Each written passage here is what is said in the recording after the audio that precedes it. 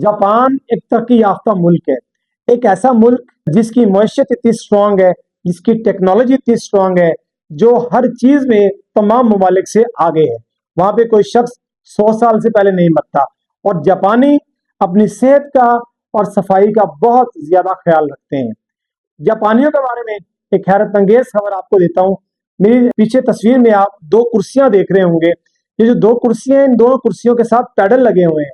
आपको जानकर हैरानी होगी कि दोनों कुर्सियां एक बस स्टेशन पर लगी हुई हैं और बस के इंतजार में मुसाफिर वहां आते हैं, बैठते हैं, पैडल चलाते हैं।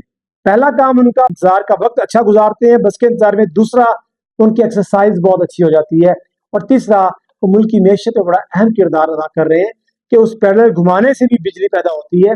ये लेटेस्ट टेक्निक्स हैं जो जापान जापानी तरीके से अपने स्टाइल से कर रहा है और दुनिया को बरते हैरत में डाला हुआ है। काश ऐसा होता।